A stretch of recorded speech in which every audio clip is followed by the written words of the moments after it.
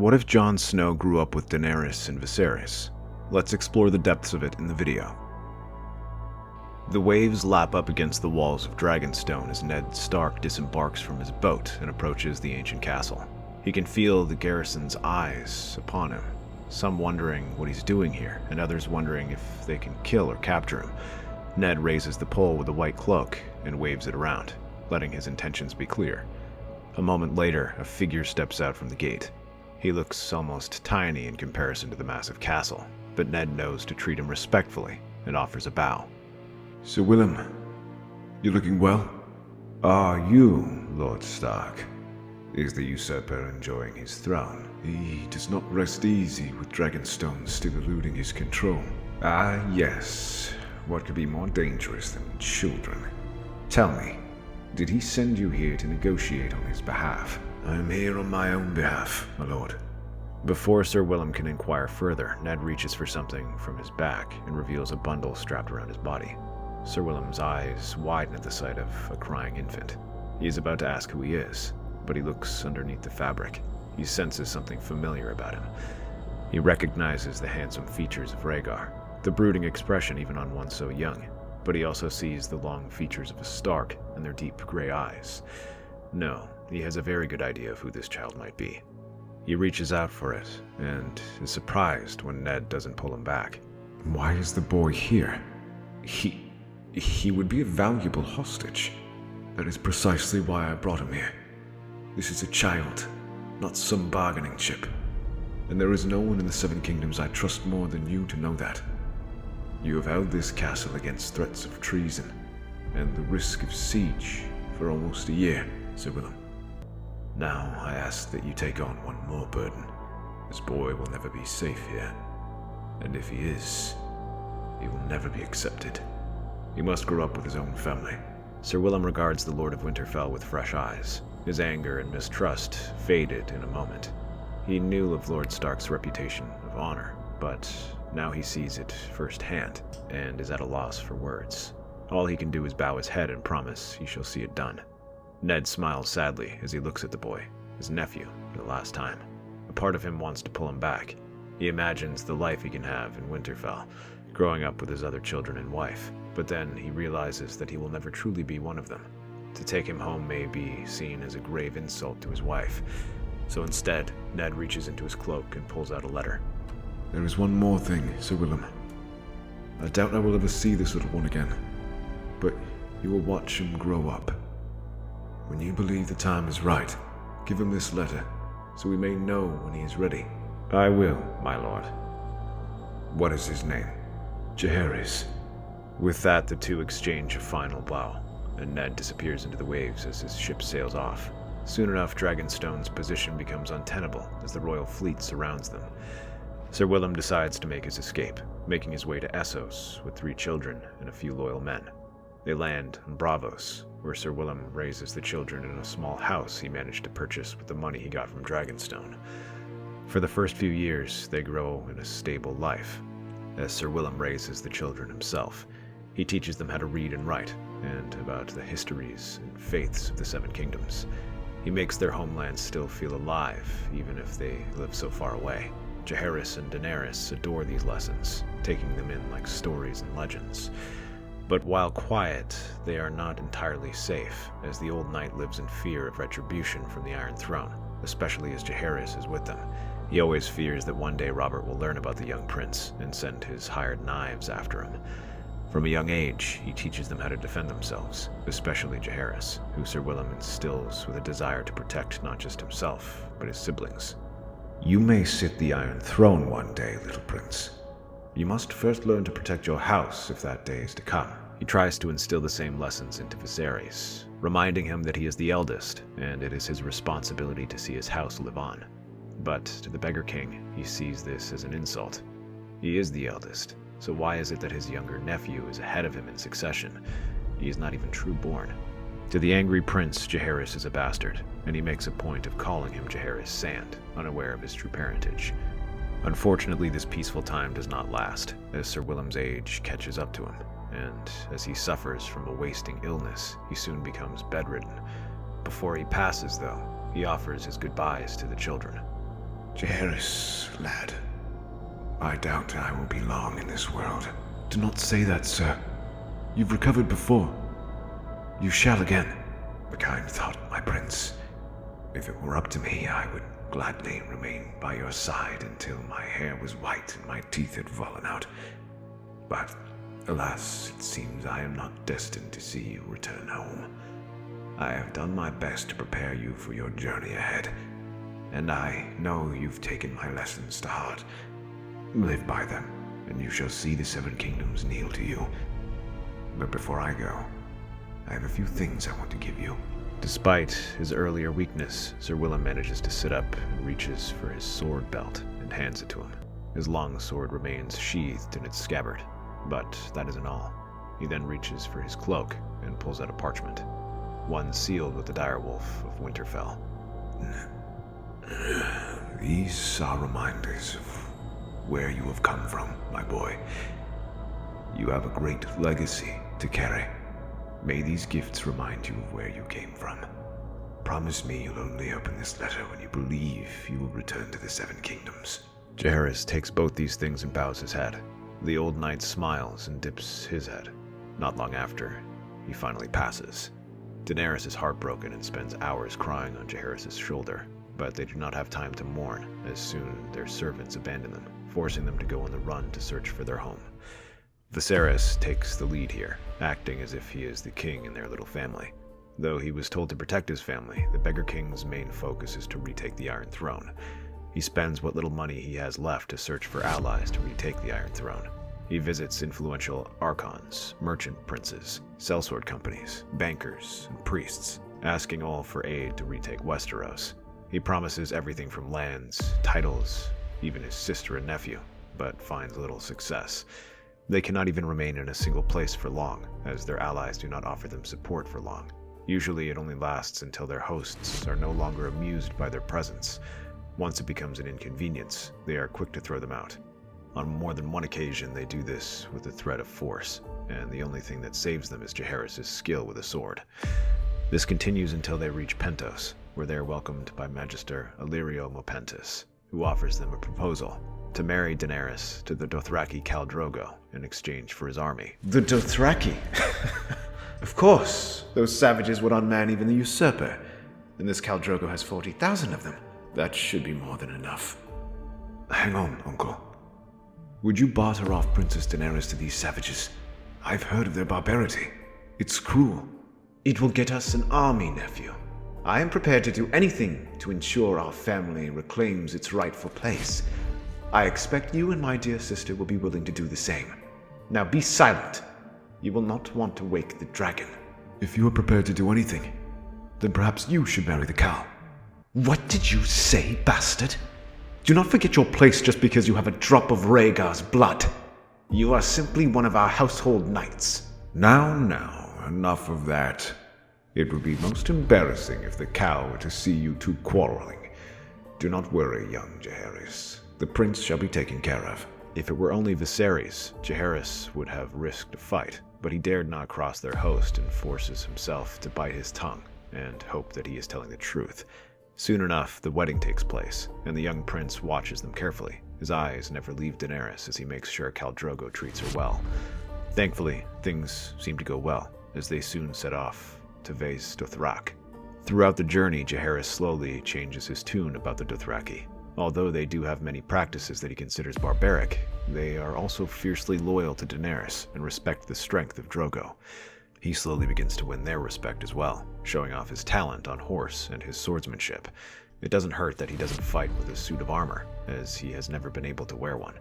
In contrast to Viserys, whom they regard with barely concealed disdain, they come to recognize Jaehaerys as a skilled warrior and regard him as one of them.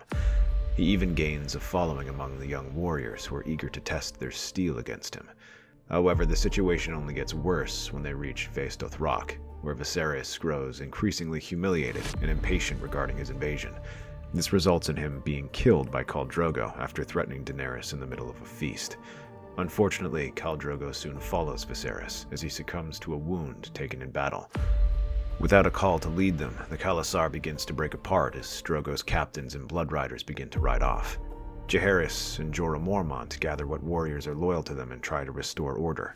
The young prince's presence goes a long way in helping stabilize the situation. With Viserys dead, he is now the head of his house and a skillful warrior.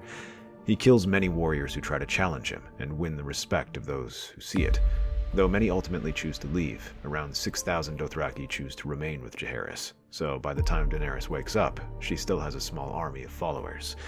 But the young princess is not content with simply riding off with her small force. She instead orders a funeral pyre for Khal Drogo to be built, and for Mirri Maz Duur to be offered up as sacrifice. But as they lash her up, Jaehaerys talks to her. My queen, this is dangerous. You are playing with powers beyond your understanding. This woman knew what she was doing and killed the Khal. What might happen to you? I have no intention of dying, my nephew. This is something I must do, though. I cannot allow you to do this. Sir Willem asked me to protect you. Then come with me. You are my nephew and heir. This is something that we must share, then. Trust me, as you had trusted me coming this far, Jaehaerys. I would like you to join me here. The young Targaryen stares at the pyre, and then at his aunt. He bites his lip, but then squares his shoulders. As soon as it is lit, the two of them step inside. Ser Jorah and the others watch them, muttering amongst themselves, many calling them mad, and others whispering prayers to their gods at the magic they are witnessing. Yet these are all drowned out by the flames, which roar higher and higher, until they consume them both, and they disappear in the twisting tongues of orange and red. Even the screams of the Lazar midwife are drowned out, and the fires burn all throughout the night. By the morning, the two figures who walked into the fire walk right out, accompanied by 3 more. Perched atop their shoulders are dragons. Each one is small, but the sight is unmistakable. The Dothraki and Ser Jorah stare out in awe, unable to believe what they are seeing, and then start to get on their knees and bow. Each man in this Khalasar proclaims Daenerys and Jaehaerys as the Khaleesi and Khal, respectively. With this army, they begin to march back the way they came, heading back to the free cities. They gather what treasure they can find and move to sell it to the merchants there. Although smaller than before, this Khalasar is still a formidable force and is more loyal to them than Drogo ever was. They might still be able to convince Illyrio to support them, but as they ride through the Dothraki Sea, Daenerys is careful to keep her ears open regarding news of the Seven Kingdoms, and what she learns is shocking. Robert Baratheon is dead, and the realm has fallen into civil war. The opportunity to invade is greater than ever. Even with their small force, they might be able to land and conquer the realm while it tears itself apart. But as they ride back, Jaehaerys recalls the letter which Sir Willem left him. Now that they are returning to Westeros, he at last feels that it is time to open it. That seal. It is the direwolf of Winterfell. House Stark. But Lord Eddard served with Robert against the Mad King. Why would he give you a letter? They believed Rhaegar raped Lyanna. We shall see here. She glanced toward Jaehaerys, who nods and breaks the seal. He takes the letter out and begins to read it. Young Jaehaerys, if you are reading this, then there is a high chance I am no longer around. I am Eddard Stark, Lord of Winterfell, and your uncle. Though you do not know me, I know you, and I knew your mother. You were her final gift to this world, and I knew I had to keep you safe. Although you may resent me for sending you away, please know that if I had the chance, I would have wanted nothing more than to raise you as my own. But to raise you here in such a time would be dangerous, and I could not risk it. Know that I did not do this out of hatred for King Robert, nor loyalty to House Targaryen, but simply a desire to do the right thing, so that you may grow up with your family. Despite that, I am not naive enough to believe that my actions will not have consequences. There may come a time when you and your house may wish to return to the Seven Kingdoms and take your throne. All I ask is that you remember this. Our family has suffered enough loss. Winter is coming, and the only way we've survived is not through fire, but by standing as one. As he sets the letter down, Daenerys and Jaehaerys are tearing up. He grips the letter close to his chest and tries to take in everything he's read. Emotions war in him. Anger, sadness, joy, and peace. He defied his king for me. Defied his friend. Viserys always said how cold and cruel the Starks were, and yet he chose to do this. This Lord Eddard, he does not sound anything like my brother's stories. No. I would have loved to know him. Unfortunately, Ned Stark is dead. And now the realm tears itself apart as different kings claim the Iron Throne. They learn that Robb is not among those kings trying to rule, but instead trying to fight for his independence and protect his homeland. The two of them agree that he is the ideal ruler to ally with. They can show him Ned Stark's letter and has a powerful battle-tested army. Using what little treasure they have left from Drogo's Khalasar, they sell it to buy ships for their small army. The Dothraki's reluctance to cross the Narrow Sea is quickly lost as Daenerys parades her dragons around, reminding them that they have already done the impossible. Though the stallion who mounts the world is no longer with them, they can still conquer Westeros for the Khal and Khaleesi. They soon land in Maidenpool, where the riverfolk are shocked to see them, especially as they fly the three-headed dragon of the Targaryens. Some houses initially wish to throw them back across the Narrow Sea, but when Jaehaerys announces his intentions to join King Robb, they reluctantly let them pass. News spreads quickly of this small Khalasar's arrival, and when it reaches Riverrun, Robb Stark is waiting with his army.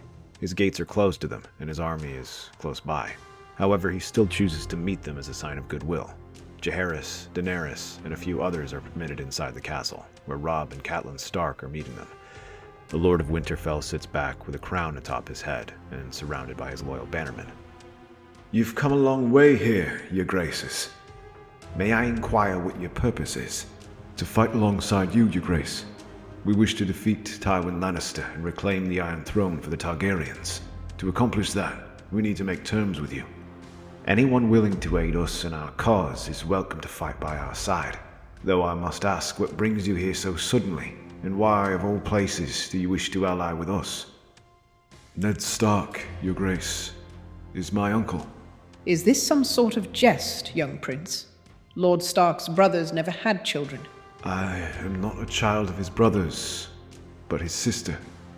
Perhaps this letter will explain everything. He reaches for the letter Ned Stark wrote him and hands it to the king in the north. As he reads it, his eyes widen and his brow furrows, taking in everything it has. But when he sets it down, his voice is thick with emotion.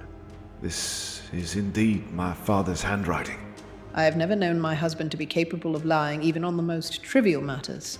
If he says this, then you are indeed our kin, and we welcome you to Riverrun as family. However, I believe we should be clear about what that cause is before we go any further. We are not simply fighting to punish Tywin Lannister for his crimes. My men fight because we tire of the Iron Throne's tyranny, and we wish to secure our independence. I understand you have suffered under the Lion, but does that mean you will not accept the rightful heir to the Seven Kingdoms? Do you think the Starks and Tullys only suffered recently? The Iron Throne has worn them down since the Mad King settlement. I ask that you do not use that slanderous name in my presence. There is nothing slanderous about it. I was there when King Aerys had my betrothed executed, while his father was burned alive. I was there when he called for my late husband's head for the crime of being related to his father and brother. And I was there when he turned my homeland into a battleground. My lady, perhaps this is a matter that can be discussed after we secure the Iron Throne. On the contrary, your grace, it cannot. I will not allow my army to set out without certainty of its goal.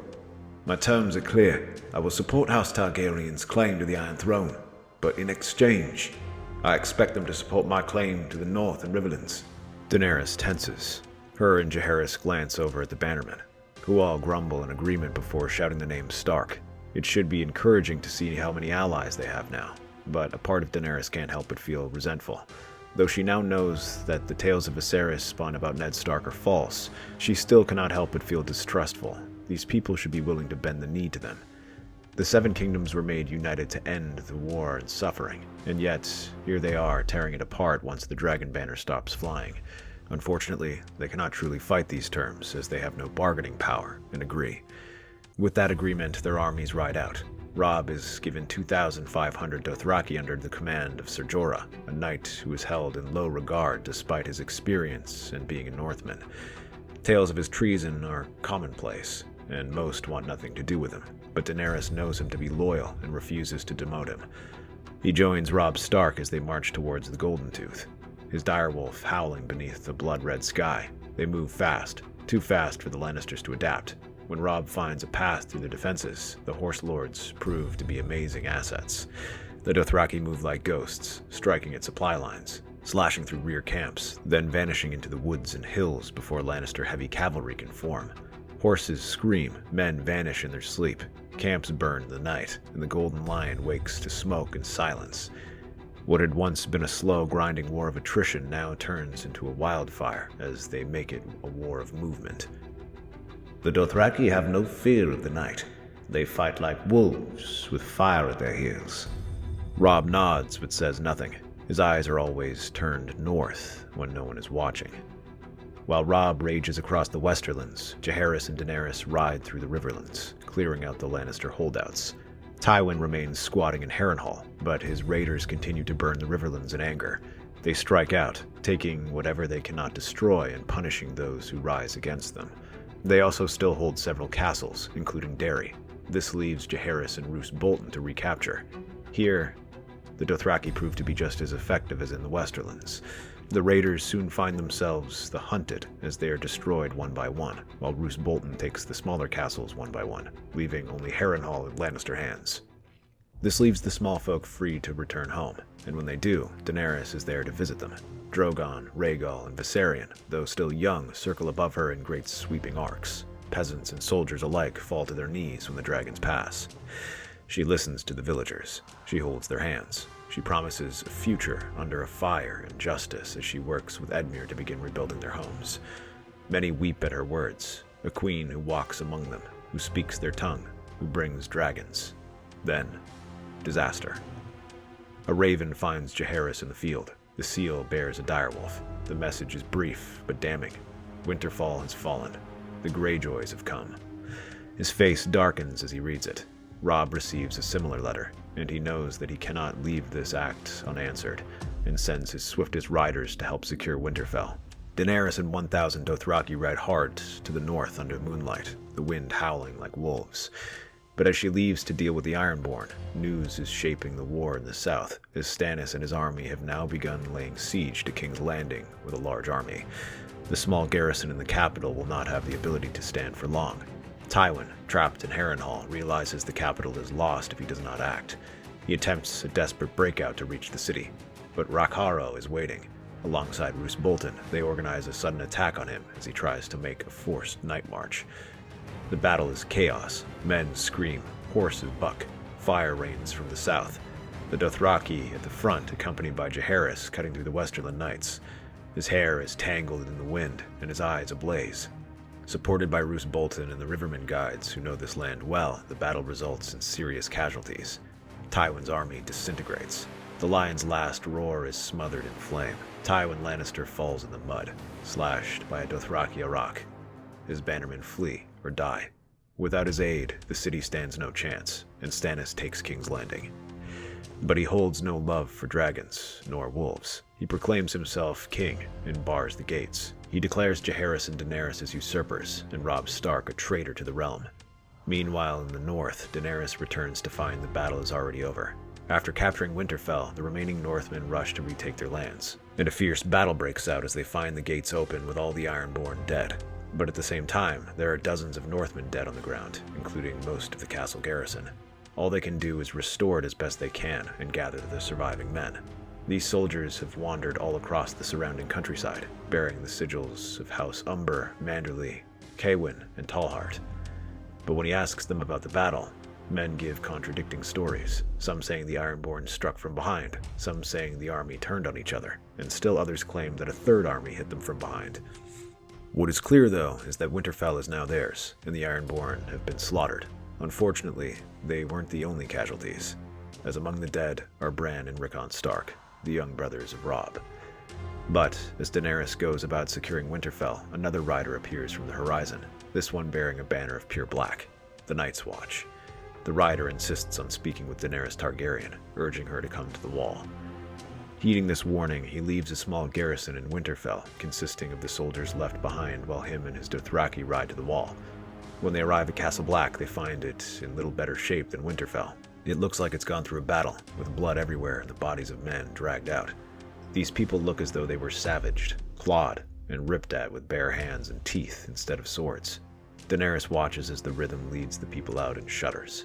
However, the Black brothers direct her to Maester Aemon's chambers, where the girl bows respectively. Daenerys Stormborn, blood of my blood, last of the House of Dragons. I am Master Aemon of the Night's Watch, born Aemon Targaryen, son of Maekar, brother to Aegon the Unlikely. I am your kin. You are my granduncle. I am, and I wish I could have been, but it seems our lives have taken different turns. I wrote to you not to stir bloodlines, but to warn. The darkness stirs beyond the wall. The dead do not sleep. The Lord Commander is dead. Whites breach the watch. Those are the creatures that killed the men you saw. Whites. Those are the dead risen. Risen and hungry for more death. They killed our best men in those attacks, our commanders and rangers, before we managed to kill them. But I fear this is not the end of it. They were merely cat's paws, not leaders. You believe more will come? Perhaps, but something is coming. The wildlings flee south in great numbers. When they arrive here, I do not believe they will let the war stop them. All of these are signs of the prophecies. The prince that was promised. His destiny has come. But the cold does not care for prophecy. If you still carry the fire of old Valyria, then you and your nephew will have a role in this coming war. Uncle Aemon, what do you say? It is difficult to believe. I doubt anyone would. But you and your nephew have risen dragons. Is this truly so strange? No. And even if it wasn't, I will not let my uncle die here alone. She writes back to Jaehaerys, telling him all this. He listens, barely able to understand what she is talking about. There are mentions of prophecies and White Walkers, but these make little sense to him. His attention is on wiping out the remaining Lannister holdouts as Robb returns from the west, flush with victory. However, there is trouble in the capital. Stannis now takes possession of Sansa Stark and uses her as a bargaining chip. He offers to trade her to Robb if they surrender Daenerys Targaryen and bend the knee to him as the rightful ruler of the Iron Throne. This also comes with the revelation that Sansa was the only Stark girl in Lannister custody, making her the sole remaining heir of Robb Stark. The king in the north is now in a difficult position. Meanwhile, the Tyrells remain uncommitted in the war, as after Renly's death they simply went back to the Reach and sat out the rest of the war. Though Stannis now controls King's Landing, they aren't keen on bending the knee, as they know they can only hope to remain in power at best, and look for ways to turn their situation around. In the north, the snow falls harder now. Castle Black stands braced in silence, Black brothers gripping pikes with frostbitten fingers. Dothraki outriders pace nervously. Northmen, survivors from Winterfell and hill clans man the outer defenses, wrapped in patchwork furs and half-rusted mail. Daenerys stands atop the wall, her hair whips in the wind, her dragons perched like gods of old atop the gatehouse.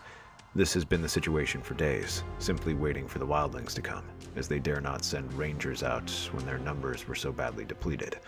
Word has come that Robb is riding back with his men, but it will take weeks for him to arrive. Meanwhile, she sees them. The wildlings come like a tide. Thousands pour from the tree line, yelling in dozens of tongues. There are giants at the rear, thundering forward with great clubs, wool-cloaked spearmen, children with daggers, women with swords, all of them desperate. Signal the archers.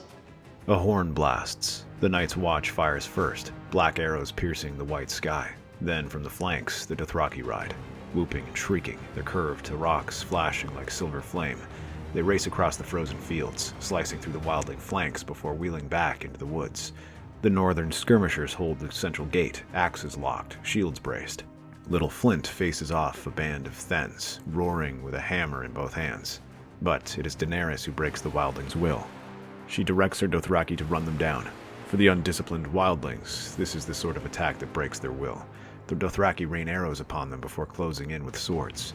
Meanwhile, the raiding parties from the rear face off against Drogon, who unleashes a barrage of flames.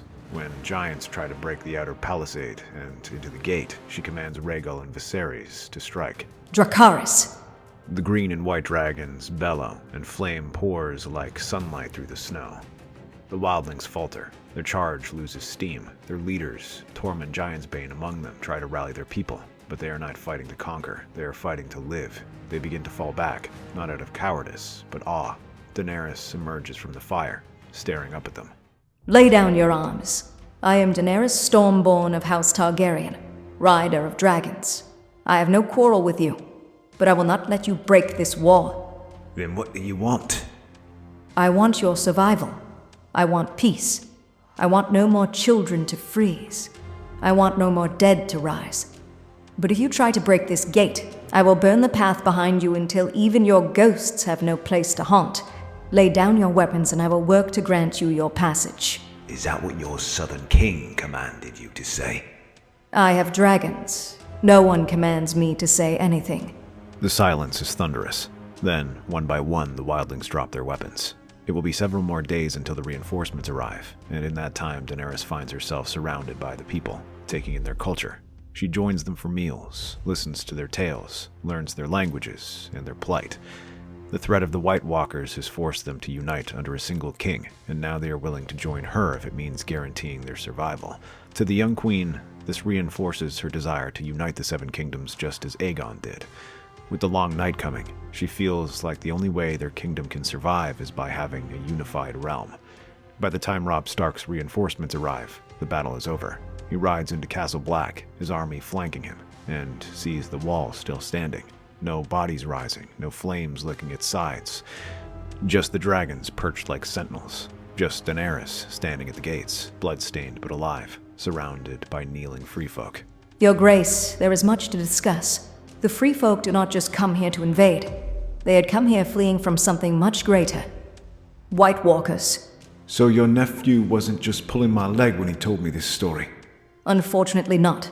They had already slain Lord Commander Mormont during their first attack. Ask any of the rangers here.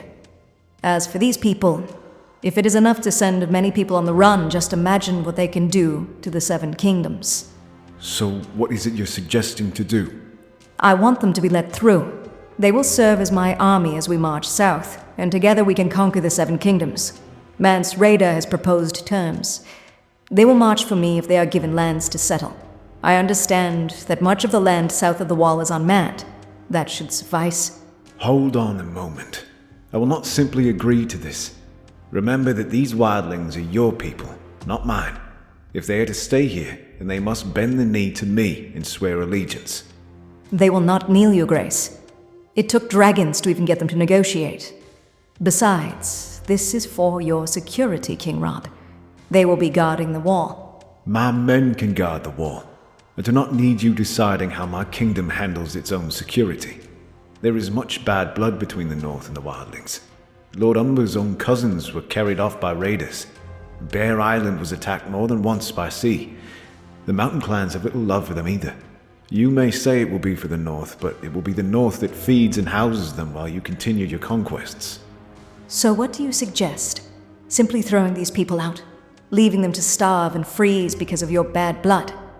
We need to stand united against the threat of the Long Night. Yes, yes. A unified realm under your control, so long as we do what you want. Otherwise we would be named usurpers. Or have you forgotten our agreement? The North shall remain independent. An agreement made by my nephew. And agreed to by you. Because you would not provide me with the swords I needed. Well, it seems you have your army, and no longer need them. Take them and be gone from here. Very well. I will. But do not think I will have forgotten this conversation, Your Grace. When I complete my conquest, I am coming for you. The two stare at each other before cursing and stalking off. When Jaehaerys hears this, he is horrified and urges them to make peace and join forces once again. But neither side is willing to make peace. The young prince is torn between his new and old family, but decides to follow Daenerys, seeing it as his duty to keep them safe. Robb at least promises to let the army march down to the neck in peace, deciding that it was better than simply risking all-out war with them while the North is in such a fragile state. Those willing to bend the knee are quick to do so and settle there. However, as they reach the Riverlands, the people come out to see her. By now her dragons are large, fully grown, and fly overhead. But they are just one of the many oddities in her army. Behind them are row after row of wildlings, many in ragged fur and dinted mail. There are also giants and wargs, skin changers, and warriors of all sorts. But when they cross into the Riverlands, Daenerys receives a message from Dorne. They heard about her victories on the Wall and how her armies crushed the Lannister army. They now offer to join her in exchange for a marriage alliance. Daenerys will marry Quentyn Martell, and in exchange, they will help bring the Reach into the fold. At the same time, Daenerys also considers joining the Reach as well, since they have the largest army and have not declared for anyone. However, Ser Jorah advises against that. You will not find any loyalty from them. They had joined Renly at the start of the war, though he had not claimed the Iron Throne. Now they refuse to declare for Stannis. Some might consider it integrity. It seems to me that it is because they have nothing to gain from it. Make no mistake, Mace Tyrell does not want you as a good daughter. He wants to see his grandchild on the throne. Hearing this, Daenerys decides to declare for the Martells. The Reach is quiet at dawn, its fields golden and blooming, but by midday, war devours it. The wildlings are the first to strike, masses of unarmored fury sprinting across the hills with rusted axes, scavenged swords, and stolen helms. Their battle cries ripple like thunder, but when they crash against the Tyrell phalanx, they break like waves on stone. Spears thrust forward with mechanical precision, puncturing bone and hide. Arrows fall in volleys, burying themselves in pelts and flesh. The line holds. The wildlings fall back, scattered and confused. Discipline beats desperation. The Dothraki follow. From the right, their screamers come in full gallop, Arok blades catching sunlight, hooves thundering in savage rhythm. They strike hard, tearing through the first cavalry screen with blinding speed, but the chaos of their charge unravels. When their lines do not shatter, the Dothraki have no strategy beyond hitting them again. Jaehaerys tries his best to organize them, but it does little good. The Tyrell knights regroup swiftly, encircling them. Horses collide, riders are pulled from their saddles. Screams fill the air as curved blades clash with polished steel. Blood spatters the green fields red. These are two different armies that rely on shock instead of discipline. Those who have never fought together and who lack any armor beyond ragged furs and boiled leather. Across the front, Daenerys' army loses momentum. Her wildlings flee in knots. Her screamers disband and only commit to fighting retreats. But these retreats do not guarantee victory. The Reach pushes forward, eager to press their advantage. From above, the shadow of wings fall across the battlefield. Flame erupts. Drogon dives from the clouds, unleashing fire across the Tyrell flank. Men scream as they are consumed, armor glowing white-hot before melting. Rhaegal and Viserion spiral through the smoke, bathing the earth in green and gold fire. Horses rear and bolt, ranks collapse into chaos. It is only in a small area, but enough as Mace senses giants and Dothraki charging again. This time, the Tyrells are forced to retreat, leaving them with the field. This allows Daenerys and Mance to regroup their forces, but this is a familiar sight throughout the battlefield. Although wildlings loot the dead and gather their arms and armor, they still do not understand how to fight as a unit. It is difficult to reform their lines, but thankfully they have time, and the Martells save them. From the marches, they explode outward like a swarm of bees. Thousands of Dornish spears crash into the Tyrell rear. Sand-colored banners whip in the wind as their cavalry drives forward with brutal efficiency. Tyrell's infantry turns slowly. Formations dissolve under the assault. Oberyn Martell and Lord Ironwood take command of their forces and press deep against the battered Tyrell army. Wildlings regroup and charge again, screaming through the scorched fields. Dothraki lash out with renewed rage. Tyrell survivors try to flee, but they are hunted down, swallowed by fire and steel. It takes months and far too many casualties, but the Tyrells eventually fall, thanks in large part to the Martells. When the smoke clears, bodies litter the hills, wildlings and Reach Knights, Dothraki and Dornishmen. The banners of House Tyrell burn in heaps. The Reach bleeds. From the east, the first scouts of Stannis Baratheon's host emerge beneath the storm-gray sky. Daenerys watches them come, ash clinging to their clothing, her dragons wheeling above like heralds of vengeance. The Queen of Flames turns toward the west, her eyes on Highgarden, and beyond that, Storm's End. There is no rest, only fire, only war. But as Daenerys advances to confront them, Stannis withdraws into the Stormlands, turning the forests into a graveyard of trees and hidden ambushes. Her army marches through the mud and mist, Dothraki blades gleaming, Martell spears poised, wildling scouts sweeping the hills. Yet no army meets them, only death lurking among the trees. Stannis Baratheon fights like the land he rules, unyielding, soaked in blood and rain. His men strike under the cover of night, cutting supply lines, torching camps, vanishing into the forest and fog before dawn breaks. One by one, villages deny Daenerys' aid. One by one, her outriders are found dead. Eyes open, throats slit. The dragons fly, and Daenerys and Viserys riding atop their backs and burning through the trees to clear a path for the men, and destroying bands of Stormlanders too slow to stop them. Fire alone cannot burn shadows. They scorch clearings, incinerate groves, but the Stormlanders consume her host in attrition and silence. The North has withdrawn. Robb Stark holds Winterfell. His war is done. The Riverlands are exhausted, scarred by Tywin's raids and closely guarded by the Blackfish. The Targaryen host, once triumphant, finds itself choked by terrain, tactics, and time. By now, the only way to King's Landing is through the Stormlands. To break the stalemate, Daenerys gives her command. The wildlings ride, not as soldiers, but raiders. She realizes that she cannot bring Stannis to a regular battle, but must instead do it by forcing him out. Villages are pillaged, farmsteads burned. Any harboring of royalists is struck down. Fear spreads faster than fire. Her dragons follow. Viserion turns forests to blackened cinders. Rhaegal hunts roads. Drogon leads the way. Whole hamlets vanish beneath his flame. Viserys leads the Dothraki atop Viserion, leading raids and forcing villages to open their gates or face the fire. But though he does it, the acts do not sit well with him. When he brings it up to his aunt, Daenerys calls it unification. She calls it justice. But behind her, the scorched earth tells a different story. Unfortunately, though Stannis has a will of iron, the small folk who follow him are less convinced. All they see are their homes on fire and their king skulking in the trees. His support slowly begins to bleed away, depriving him of local support and leaving his strategy untenable. Seeing himself unable to maintain supply lines in the Stormlands without the people, Stannis retreats behind the walls of King's Landing. His army, bloodied and lean, hold the gates with grit and desperation. The siege begins. Daenerys' host surrounds the city. Catapults, battering rams, and a dragon's hammer batter the defenses.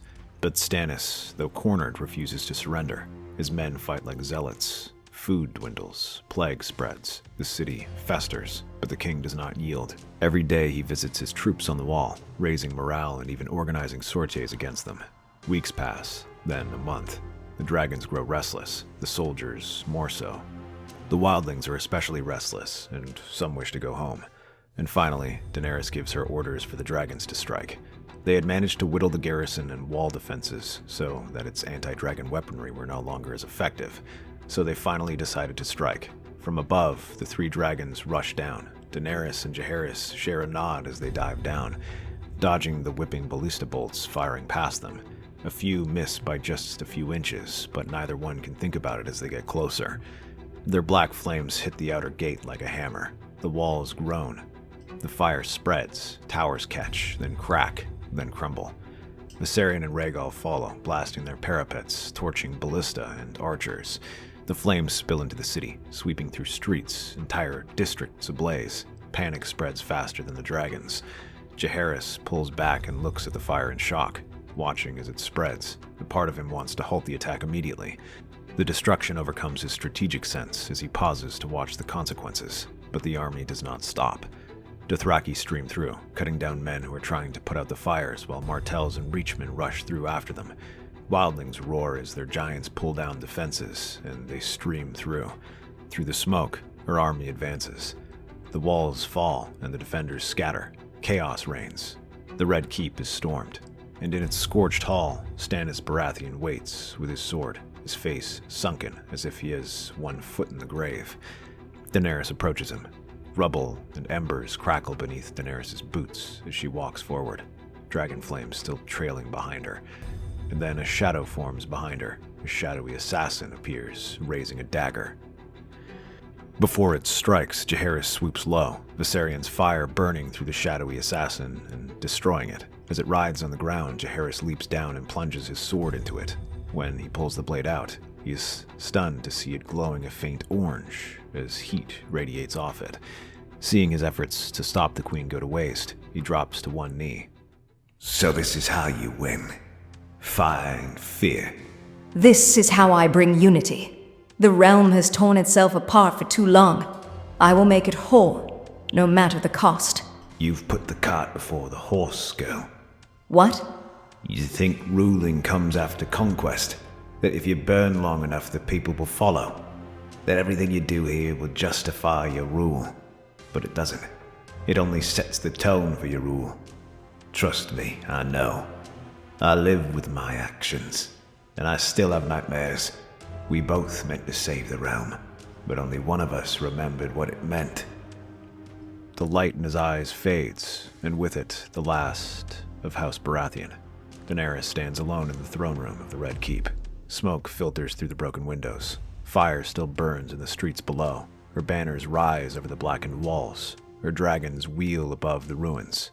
She has won, but the silence is louder than any cheer. Atop the wall, a sound tears through the silence. Low, ancient, unholy. The horn of winter. The wall trembles. Snow cracks. Eastwatch buckles first, ice shattering like glass under pressures centuries old as the magic that held it together for so long begins to crack. Men scream as the ground they are marching on shudders, and they watch the wall above them break apart, sending centuries and ice tumbling into the ocean. But as the gaps form, a wave of blue-eyed whites pour over the rubble, screaming without breath. The White Walkers come next, mounted on skeletal horses, cloaked in frost. The Night's Watchmen and their northern allies assemble in preparation for this assault. They rush forward, rallying with the ruins and to try to fortify it as best they can. This leads to a back-and-forth struggle as they try to beat back the hordes of the undead. Robb Stark stands atop Winterfell's battlements and sends his army northward to reinforce the Night's Watch. But as his army is assembled, he takes a deep breath, knowing that he may stand alone now that Daenerys sits on the Iron Throne. The fighting lasts for weeks on the wall as the dead gather in numbers that blot out the horizon. The firewood has run low, and the steel is ineffective. The only thing that seems to slow the Whites down is fire, but nothing stops the White Walkers. At least, not anything they have. Although they know it's a desperate maneuver, Robb sends word to Daenerys, asking for help. Of course, the Queen already knows it. Something as big as this is impossible to conceal. Daenerys Targaryen listens to the report in silence.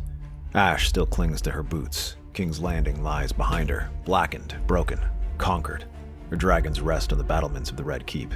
The Iron Throne is hers, but there is no triumph in her eyes. She stares at the fire in the brazier. It flickers, nothing more. Jaehaerys enters, Lightbringer strapped across his back. The blade once belonged to Sir Willem is now reforged in dragonflame. You've read the report. This is what Maester Aemon was talking about. A part of me wished he was just losing his mind. So do I. But the time has come to act. We must ride now. Do you think we made the right choice? Coming here, I mean. Is this the time? We've made mistakes in the past. I don't want to go ride out only to make the world worse. Truthfully, I don't know. We were always told what our destiny was, and perhaps we believed in it too much. But what happened before won't matter unless we fix things now. They'll remain a mistake unless we make it right. Then are you prepared to put the horse before the cart? They share one more look before sending the order out. They ride. Daenerys on Drogon, Jaehaerys on Viserion. Behind them come Dothraki, Dornish spears, and knights once sworn to houses of the Reach, Westerlands, and Stormlands. Snow falls heavier with each mile. Villages are abandoned. Roads are swallowed in the frost. They reach Moat Cailin, now suffering from a flurry of snow, and then beyond, the rills, whose ground begins to freeze. Finally, Winterfell, and it is burning. The dead are everywhere. Whites crawl over the battlements, clawing at defenders with blackened hands. Giants smash at the gates. Northmen die by the dozens, their screams muffled by the storm. The last living hold the inner yard, surrounding Robb Stark, bloodied but unbowed. And then the sky breaks open. Drogon descends in a scream of fire and fury, his shadow swallowing the moonlight. Flames wash across the field, turning the undead to ash. Viserion follows, burning swaths into the rear ranks of the Whites. Rhaegal moves in between, clearing up who survived that.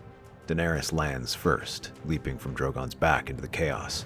Behind them, the cries of her army echo across the battlefield as they rush forward, trying to break their way into Winterfell. Dothraki ride down undead direwolves. Dornish spears pierce frozen flesh. The tide turns.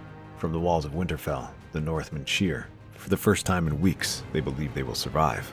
But in the Godswood, the Night King watches. He watches as Daenerys raises the morale of the Northmen.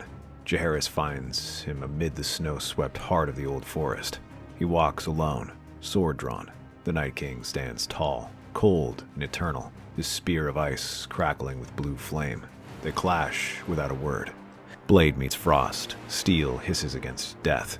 Lightbringer glows with the fire of born duty, striking faster, harder, but the Night King does not fall. He counters. He presses Jaehaerys back. Then, Daenerys stumbles into the Godswood, bleeding, smoke trailing from her cloak. The Night King turns towards her. She raises her dagger and drives it into his chest, and then the steel shatters against his armor. The blow sends her stumbling back as she falls to one knee. The Night King advances on her, readying his steel, but Jaehaerys catches his blade and twists it aside, driving it towards his heart. The Night King shatters in silence. Ice explodes outward. His body dissolves into light, and all at once the whites fall. The wind goes still. The long night ends. The cart is finally behind the horse. After spending some time to recover, Daenerys resumes her role as queen, starting with an apology to Robb for trying to step over his rule. She begs him for forgiveness, saying she was a fool and is happy to recognize the North's independence. To this, Robb says that when it counted, she was there and is proud to call her a friend of the North. When she returns home, she is hailed as a hero along with Jaehaerys, who is made the queen's heir and given Dragonstone to rule. That's our theory. Westeros is a land filled with exciting stories and possibilities, and we love exploring them. If you want to accompany us on this journey across the Seven Kingdoms and beyond, then please like, share, and subscribe to our channel.